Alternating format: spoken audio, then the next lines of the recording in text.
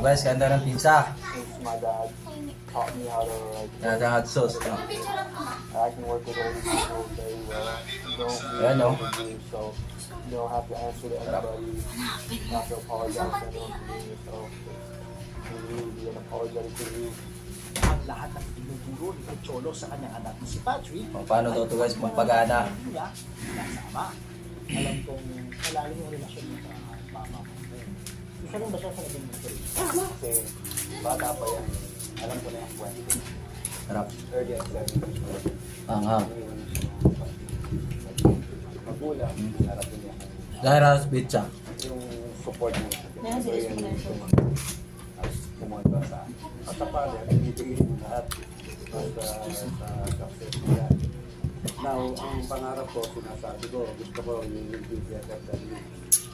Tapos, lumitaw na si Patrick, ngayon na, I'm good, it's better, and you must be the best. So, as a father, tingin ko, legacy, nakakiliti sila sa sarili nila. More successful than I think.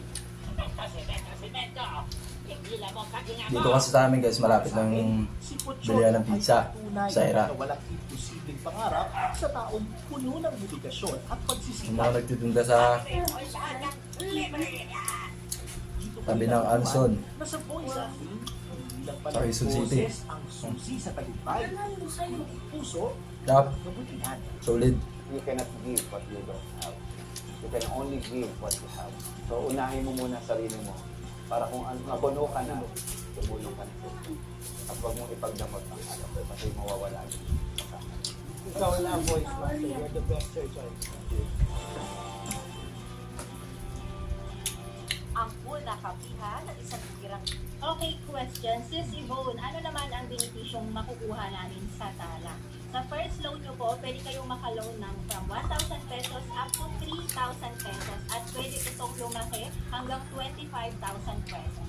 Pwede rin kayo ang mamili ng repayment date na swak sa schedule ninyo kung kailan yung dating ng pera ninyo.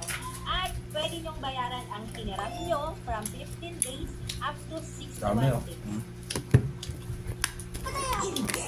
Basta sundin mo sinasabi ko! Paano kung ang kasalanan ng anak ay siyang sakripisyo ng ina? Magawa ko ng Yeah. lalabas kita dito. Sino ang dapat ipagkanulo? Jay!